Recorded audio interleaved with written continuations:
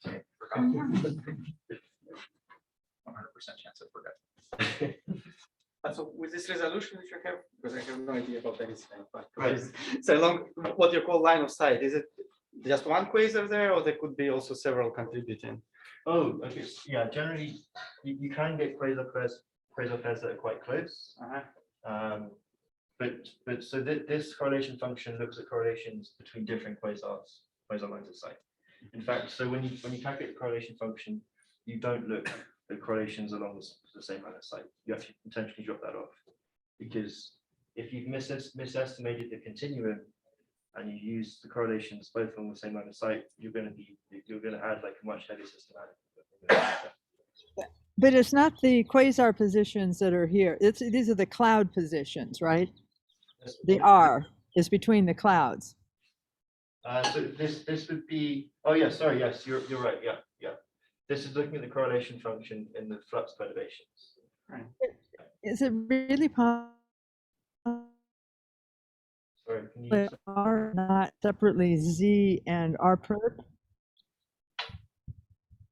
Sorry, can you repeat that? Or do you assume I wondered if it's possible to call it R, the three-dimensional distance, as opposed to the. Sorry, in practice, yes, you calculate this for different angles, because the transverse BAO is going to be different to the line of sight BAO. Yeah. So these are cloud positions which extracted from that data. Yes, exactly. Yeah. And assuming that it's only single quasar contributes at each kind of line of sight, Yes. right? Yeah.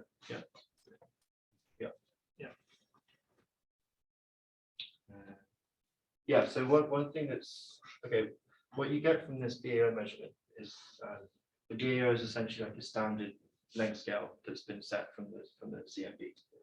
So from the BAO measurement, you can then constrain the expansion rate at around redshift from about 2.3, which is what it's now.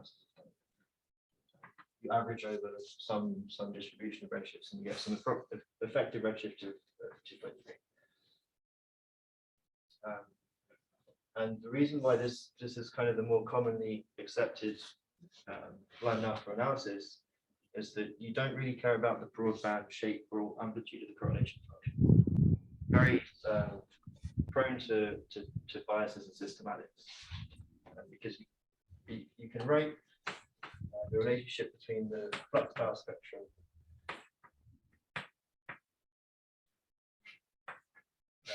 and the linear power spectrum, the matter power spectrum,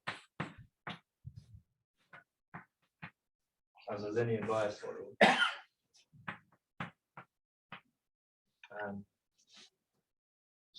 But these bias parameters are essentially set by IGN physics that we have a very poor understanding of. So you can do BAO analysis without really needing to have a solid handle on these bias parameters. This is why generally when you see Lyman-alpha forest included, it's often this pre-BAO analysis. So this is the most robust. What you really care about is the location of this BAO peak. And all they're really extracting is that location, Exactly. right? There's no Yeah. power spectrum analysis really going on. Exactly. Not at the moment. Yeah, there's work towards that, which I'll talk about later. But it's just finding the location of the AOP in the transverse. Can you re-say the notation, what K and mu and sub L is? And that last thing is a beta mu squared K, is that right? That's right. Okay, so K is like your wavelength, and then mu would be, sorry, I should have mentioned this. Mu is the cosine of the angle with respect to the line of sight. So for mu equals 1, you're looking at wave numbers that are towards the observer, and then for mu equals 0, you're looking at wave numbers that are orthogonal. So what happens in practice? K is supposed to be a three-dimensional one. I'm a little confused still about how you separate line of sight and transverse stuff. Right, okay. So in practice, we produce several different of these correlation function diagrams with mu equals 1, and you can produce another one with mu equals wave 9, and then another one with mu equals 0. That's how the analysis is done in practice. And mu is like the angle between one blob and another relative to your line of sight. What's the cosine of that? Yeah, mu sets the angle of this K with respect to the observer. Yeah.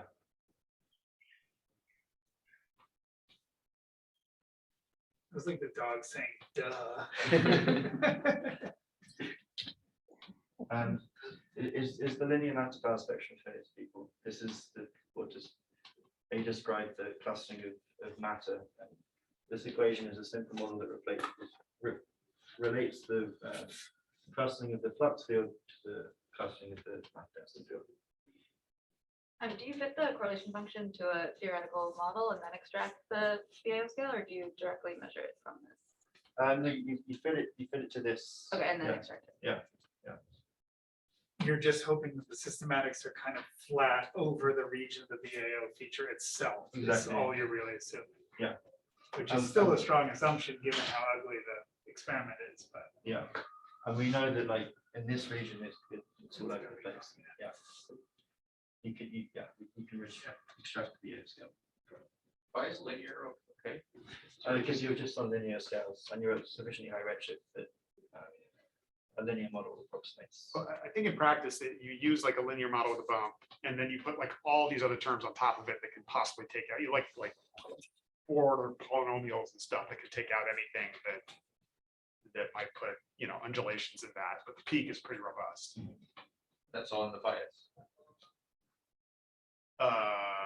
With yeah, so bias doesn't, because it's multiplicative, it won't change the location of peak. This is the least systematic, you know, oriented cosmological observation we can make. Pretty much, yeah. Partly because it's very low density physics, right? It's the low density. But it is really impressive just stepping back that all of that effort goes into measuring all of those quasars. I mean, many people died to bring us those spectra, and it all gets boiled down to a single number at redshift 2.3. Well, there is some other stuff. Which yeah. Good. I will- I'm glad. Because Yeah, so this is the more accepted form of analysis, which is not the one that I work on. The one that I work on is called, we call it P1D or small scale clustering. So instead of just trying to recover the location of the BAO scale, in P1D analysis, you look at correlations only along the line of sight of each quasar, and you take the Fourier transform of each delta flux field along the line of sight, and you average over all modes that you have. So every line of sight that you have. And then you get this thing called the P1D or flux or 1D.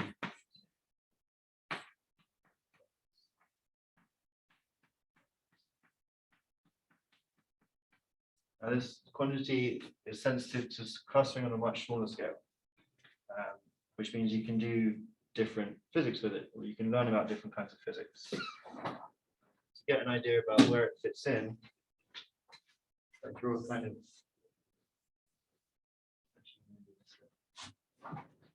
of cartoon representing some of the different surveys. I'm not going to make this too quantitative. We don't want to misrepresent anyone's favorite survey. But okay, if we have redshift here,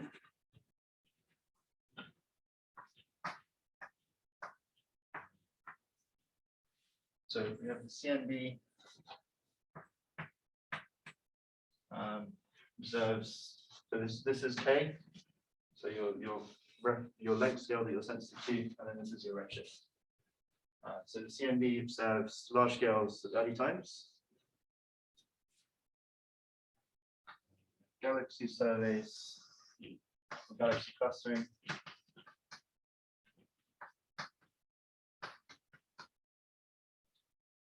CNB lensing.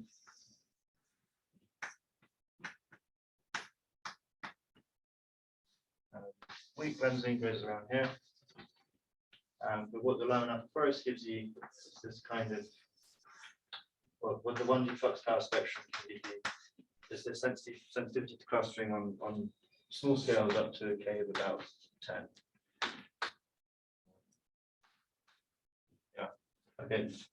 These lines might move a little bit, but in general, this is where the Lyman-alpha or the P1D can provide some information about the clustering, the amplitude of matter clustering. So these are various different probes of structure growth. And even high resolution CMD experiments will not be competitive in this area. Not compared to these, like when you couple DESI with like these high resolution spectra, you're getting to like K of over 10. Good, that's great. Yeah, it's super high resolution. And now this kind of information is really valuable when it comes in constraining parameters that affect the relative amplitude of larger small scales of the power spectrum. So one example would be the primordial power spectrum. Research, yeah, you're on the ball. Very fun. He really enjoys it. It's the reason he wanted to be the interim director. I had to set this up I special. thought you were like with your mind, you were probably. This is new. This is the first time this is being Okay. deployed.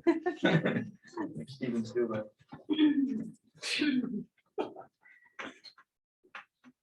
So inflation predicts a primordial power spectrum of the following form, and when some models also predict an additional running term.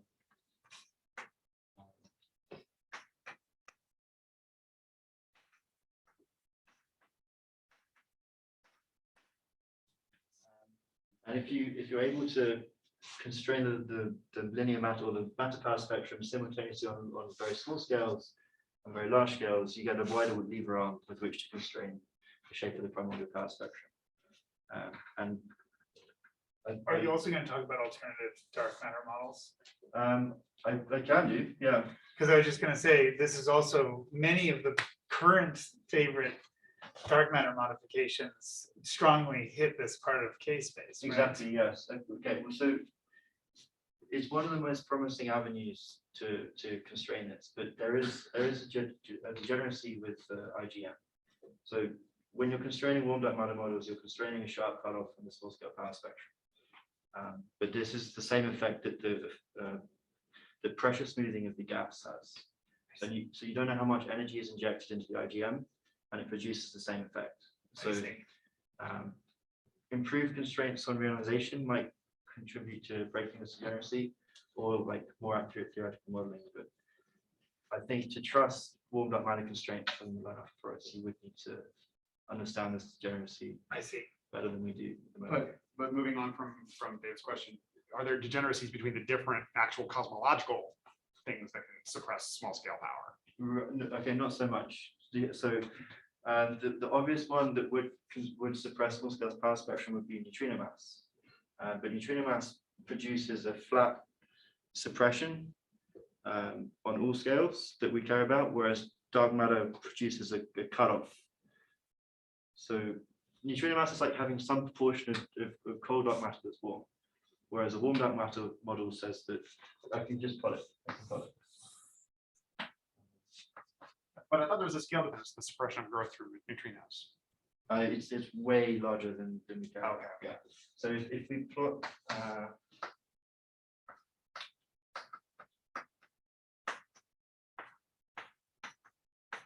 okay, so plotting the ratio of the linear power spectrum from 0.3b mass of neutrino cosmology to a massless one. So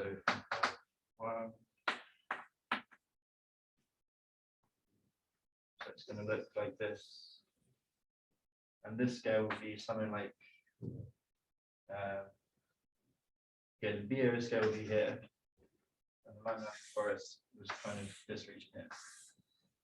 Whereas the equivalent plot for a warm dark matter model will look something like that. So the effects aren't Okay, and like that right hand side would be like a K of 10 or something like that? Yes, exactly. So this would be K of 10, this would be like.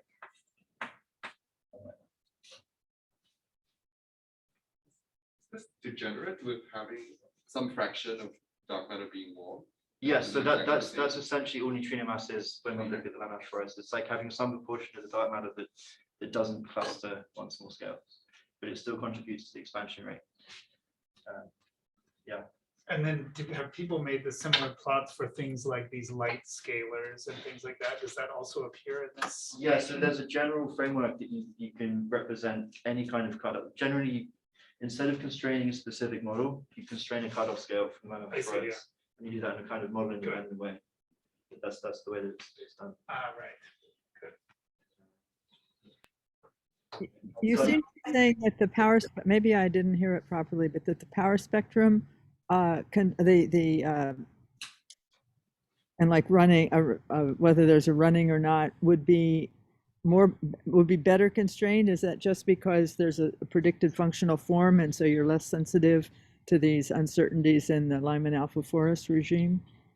I'm a little confused why it's different. You seem to be saying it's different for things like neutrino mass or dark matter baryon interactions or axions and things like that. Oh, right. Okay. So, okay, I can skip to the end of my, because this is kind of the point, the purpose the purpose of my PhD thesis was to understand what's the best way to describe and parameterize the Lyman-alpha forest. And the way that people have done it in the past is to simply use cosmological parameters like the ones you're describing, like neutrino mass, running of the primordial power spectrum, NS, all of these things. Whereas my argument, or our argument, is that when you only care about this small band of length scales, what you should try and do is just constrain the amplitude and the slope of the linear power spectrum in this regime, and do that in a much more model independent way, because that's all you're actually sensitive to. You're not sensitive to all these other effects, like effects outside here. And so yes, in general, there are some soft degenerate or some degeneracies, like for example, neutrino mass and running could have some degeneracy with each other, where they both lead to a suppression on small scales and a small change in the slope of the power spectrum. This is actually something that I'm looking at the moment, finishing off the paper on looking at that. But in general, what you can constrain well with the Lyman-alpha forest is the amplitude, or like the amplitude and slope of the small scale linear power spectrum. And then how that then propagates into constraints and other parameters is an interesting question to look at. Okay, thanks.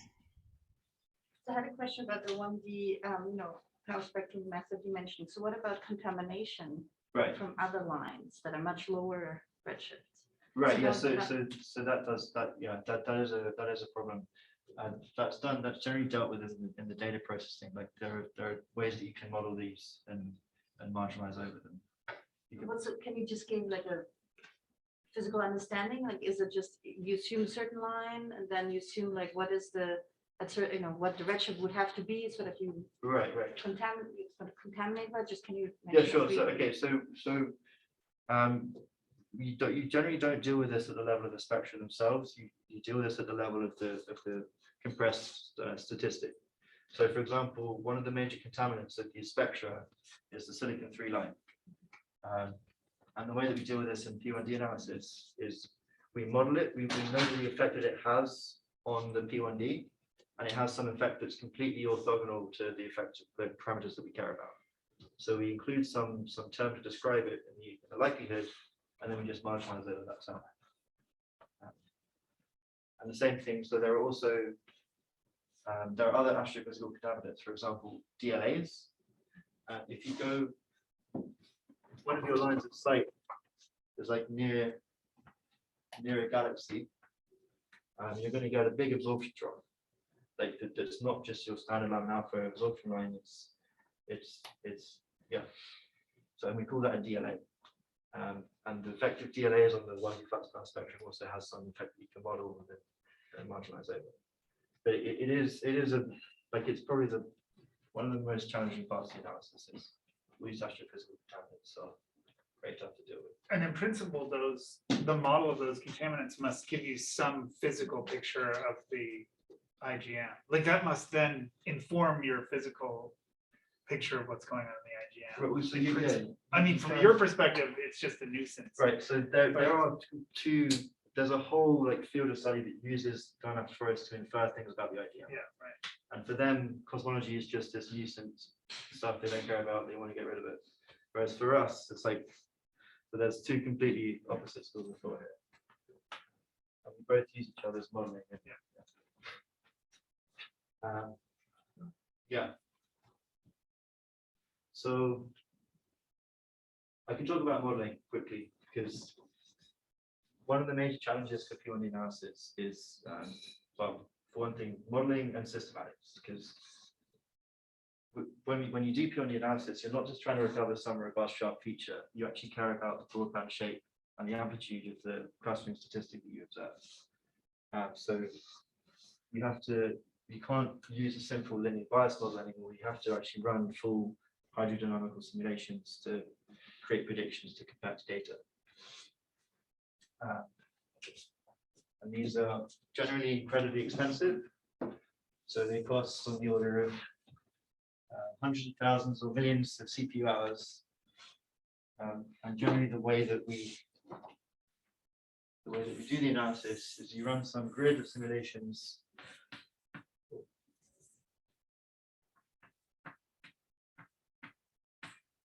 Put model parameters and then IGM parameters. So you essentially just want to make sure that your initial distribution of simulations covers the full prior range allowed by observations.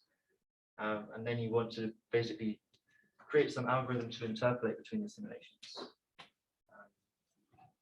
So for my PhD, I trained the Gaussian process to do this. And yeah, like I said earlier, the one thing that we did differently is instead of training the Gaussian process to model the P1D as a function of lambda CDM parameters, we instead just used two parameters to describe cosmology.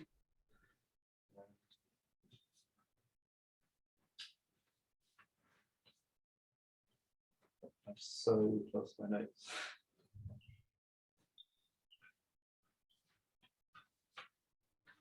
Oh, yeah, yeah.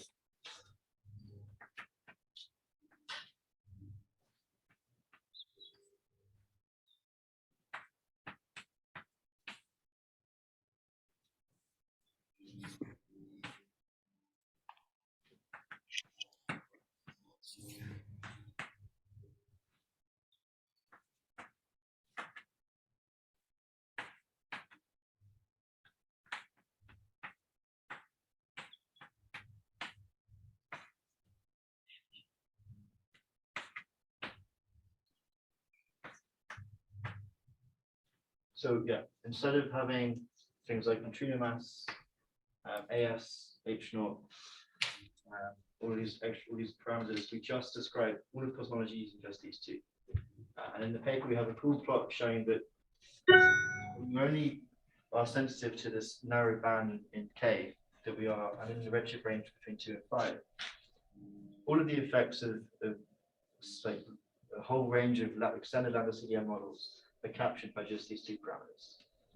So like, I'm not going to reproduce the figure, but we showed this for neutrino mass, for curvature, for like modified early dark energy, and all these models are well described by just these two parameters. And the other thing that's relevant here is that in this redshift range between 2 and 5, you're looking at the universe just before the onset of dark energy. So the universe is very close to Einstein de Sitter. And in Einstein de Sitter universe, the growth rate is proportional to Z expansion rate proportional to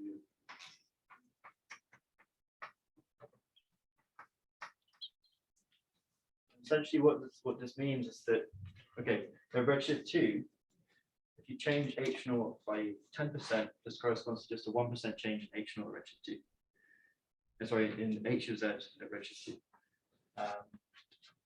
And so when you change your cosmological model, the effects on the growth rate and expansion rate are negligible. So you can use a fixed cosmological model to train your emulator to predict the P1D as a function of these linear power parameters without needing to include changes in the growth rate and the expansion rate. Sorry, quick question. So I'm not an expert, but how did you find those two parameters? So Okay. did you find a lot of shapes, or was it the algorithm that found it? No, so that's a good question. They were just physically motivated. Like we looked at the power spectrum, we looked at the effect on the power spectrum, and we basically just by eye saw that these effects were generate with one another. And we essentially picked a pivot scale that was roughly in the middle of the range that we're sensitive to. And then we went and tested, does these two parameters describe all the effects of a 7-parameter model? And can you also test the width within which it's valid? Oh, yes, that's a good point. Yeah, so as you go to, right, that's a really good point. So if you start including like high resolution spectra, or if you start being concerned with dark matter models, like warm dark matter models, sorry, you would need to include additional parameters. So this is looking at just results. We've actually only tested this for results from SDSS and EBOS. Yeah, if you want to go to, for example, if you got some new server, okay, this is the range that we've tested this for. If you want to go to higher K, you could include essentially some running parameter that describes the slope of this to add some additional curvature. Or if you want to start looking at warm dark matter models, you would have to do what we talked about earlier, where you include some cutoff scale.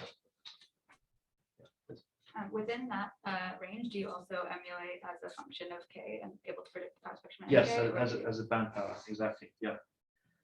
So one cool thing about this is that whereas previous analysis or previous work has used lambda CDN parameters plus redshift, we trained one emulator using all redshift snapshots. So we're saying the runner for us doesn't care about what redshift you're at. It cares about the clustering amplitude and the state of the IGM. And this means that we can predict the flux power spectrum at redshifts where we don't have training data, which is good because for future surveys, you don't necessarily know what your redshift distribution is going to be, or like what the measurement's going to come out as, but you can build your emulator in advance, and it's robust against different redshift distributions of the data. That's one cool advantage of it. Yep. So you're talking about the experimental determination of those parameters, but given a model, how well can we predict what they are? So for example, in lambda CDM or warm dark matter, what are the theoretical error bars on the curves you drew, or on this delta squared and then Oh, for warm dark matter, I honestly don't know. For warm dark matter, for lambda CDM, these are like incredibly well. Yeah, that includes the complicated physics at small scales, right? So Oh, okay. So this is just describing the linear power spectrum. Yeah. Do you mean? okay, so you're working at small enough Ks that nonlinear effects are not important. Oh no, they are. But we use like full hydro and n-body simulations. Yeah. That's in some sense in the IGM dimension, if I'm understanding properly. Yeah. So complicated IGM physics, for example. Oh, how well can you So model that? do you mean how well are we modeling the IGM Mhm. on these scales? Okay, that's a really good question. There's probably the two major challenges are this continuum estimation and the astrophysical systematics on the data side, and then well modeling the IGM. So what no one has yet done is, and that people are working on at the moment, is essentially taking the major different simulation codes we have for the same model, looking at how well the predicted P1D agrees. Yeah, and until you do that, that's a good point. So one thing that I wanted to write down at some point was the current constraints that we have from the P1D and how they compare. So currently the best constraints that we have on the sum of the neutrino masses come from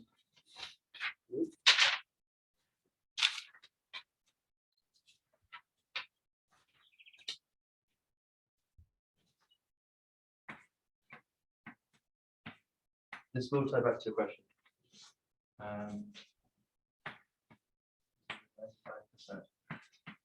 So this comes from P1D plus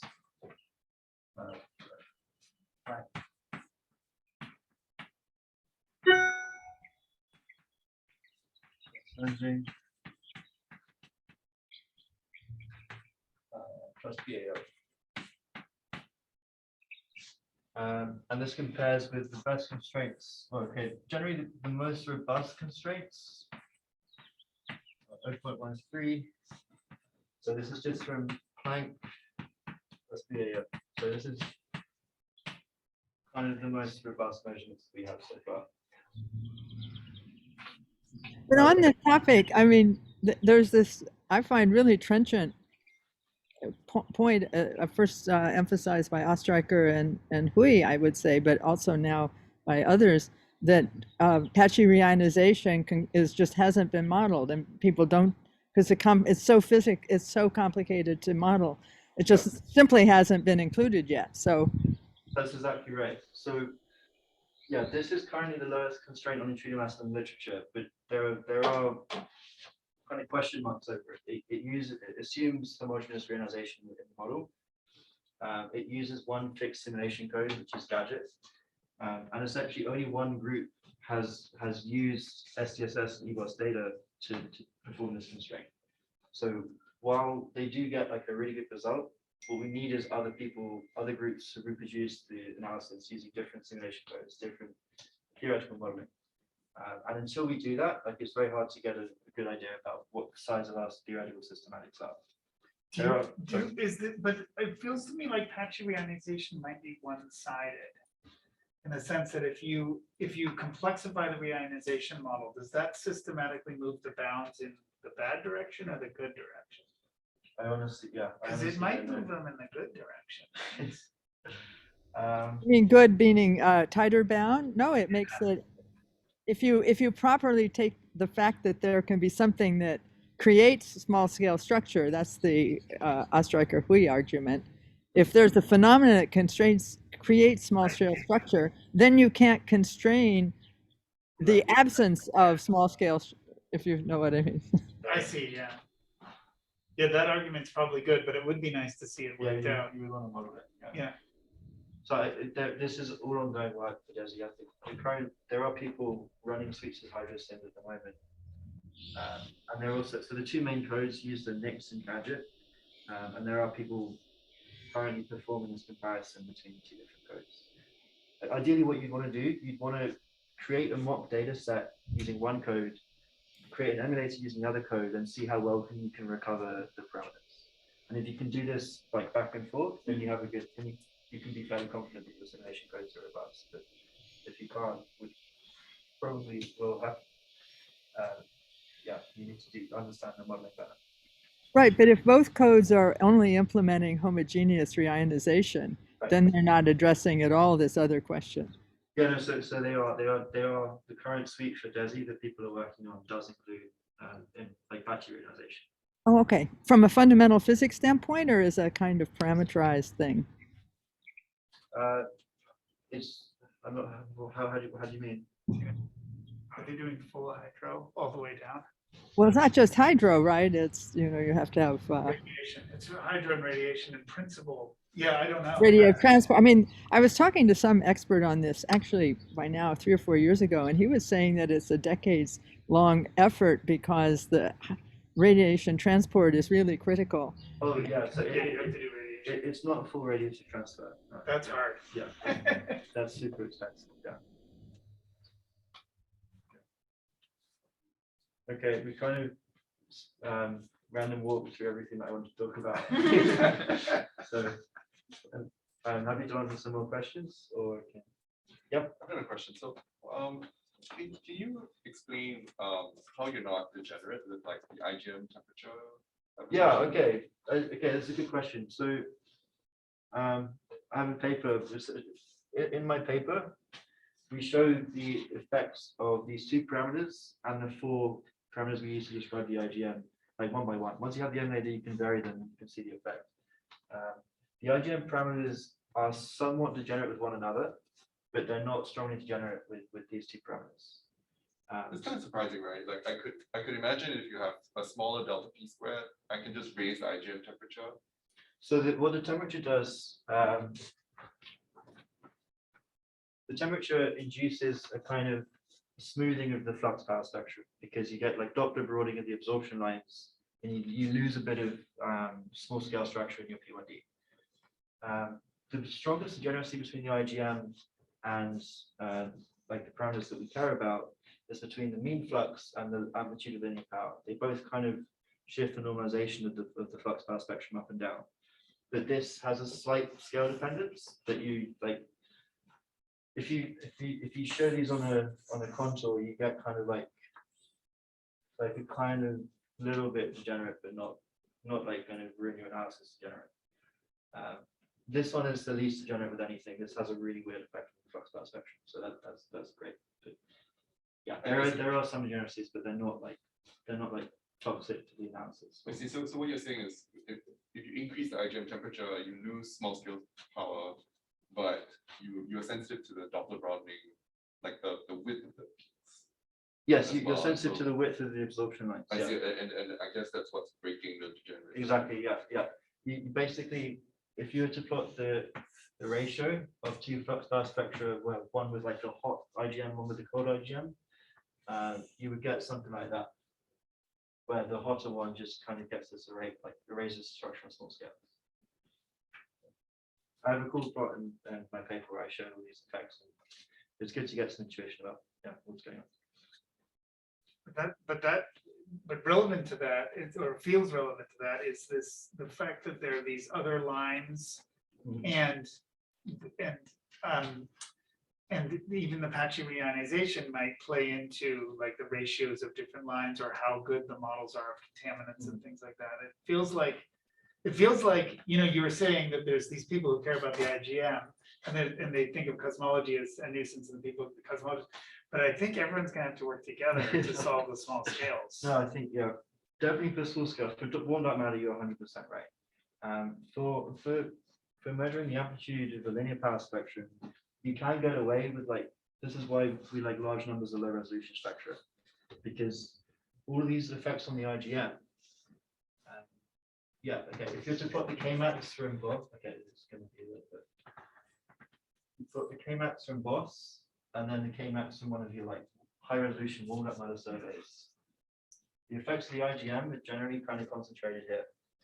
So for measuring just the amplitude of the linear power spectrum, which you can still get neutrino maps from, because the effects of neutrino maps are much larger, you can get away with not being super cautious about your IGM. But for warm up matter stuff, you're absolutely right. But you really have to have a handle on all that. So what's the future projection of the neutral map? I mean, can it reach MEV equivalent to those mass already? Yeah, it's a good point. Well, so this is, depending on how much you trust this guy, we're already at the edge of the inverted hierarchy. Forecast. There hasn't been any really reliable forecast, just because, like Ken mentioned, the theoretical errors are still kind of NSOP. Essentially, what we need to do, we just need to do the best analysis we can and do our best systematic checks, and then see what comes out of the data. What is the mass scale at which you can check the hierarchy? Okay, so if you get below 0.09 EV, then you can rule out the inverted hierarchy. I see. So the minimum mass for the normal hierarchy is 0.06. So that we're kind of on the cusp. If you got less than 0.06, it would be interesting. then you're going to get some angry emails from valuable people. No, you'll get really happy. I know, they'll love it. I'm looking to make a neutrino with negative mass or imaginary mass or something. I was wondering if it's interesting to look at the cross power spectrum between Lyman-alpha forests and other tracers. Yes, that's a really good point. So this is done commonly in 3D analysis. Shall we wrap it up? Yeah, no, some of it. So they do cross with quasars, cross with the DLA field, and they use this to get a better handle on the bias and basically beat out some of the systematics of 3D analysis. It's something that's done. They also look at cross between Lyman-alpha forests and Lyman-beta forests as well. There's also different ways you can mix the data up. Is it still the case that the cross with the absorbers has the best cosmological constraints? Yeah, I think so. I honestly, 3D analysis is not my, but from what I know, I think Lyman-alpha forest cross quasar is one of the most informative. Different systematics. Yes, I missed the beginning part because I was finishing up the class, but what are your next steps? Oh. You're working on DESI now? Yeah, so the And next so the next what's the step is this. Okay, that's a good question. So there's two major challenges. One is on the theoretical side to understand the systematics of simulations. And the other is to, well, okay, so people are trying to do a unified analysis between the 3D correlations on large scales and the small scales. So one way to do this would be, instead of measuring just a 3D correlation function, to measure the 3D power spectrum from all your data at once. And this is something that people have been kind of thinking about for a while and like starting to work on, but no one's actually measured the 3D power spectrum yet, because you have such an like irregular distribution of your data. It's like a tricky thing to do. But yes. But at some level in P1D, you're kind of assuming that on very small scales in the spectrum, the continuum is well behaved. Right. And then in 3D, you're assuming that on very large scales across spectra, there won't be covariant issues.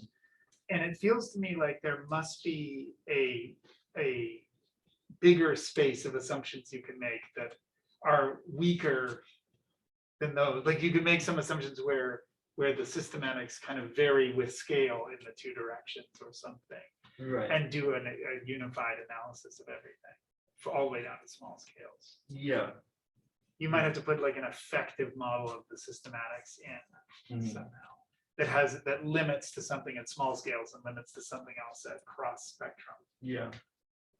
It feels like there's a more general analysis that can be done here. Yeah. So yeah, I actually left the field back last year. So this is just I'm kind of somewhat engaged in the modeling for DESI, but in terms of the data interpretations, yeah, I don't have a good handle on that, I'm afraid. Yeah. But I do know what's going on the simulation side, and it's mostly trying to understand the systematics of the modeling, because it's something that we haven't even quantified yet, and it's kind of, if you want anyone to trust constraints in neutrino mass, you have to really understand this.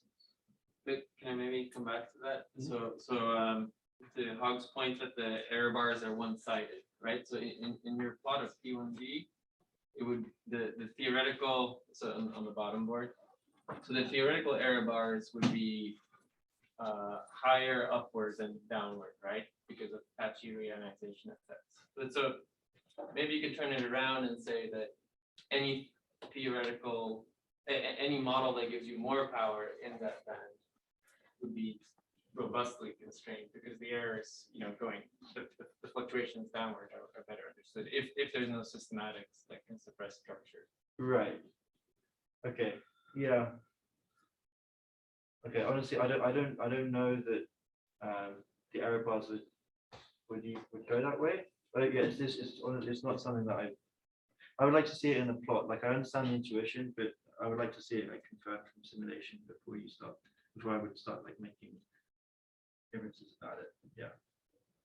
So are there effects that can suppress structure? So modeling effects, modeling systematics that can suppress structure?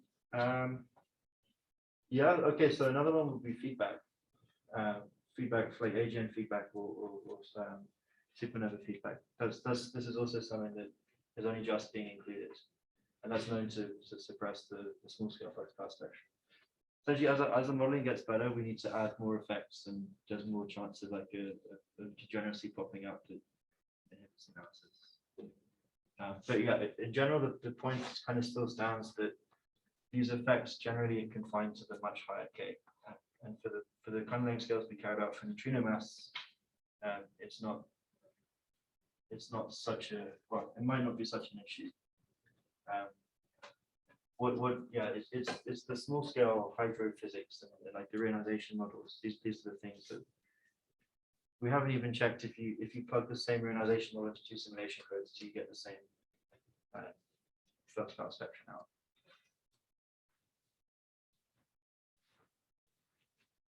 Questions for Chris?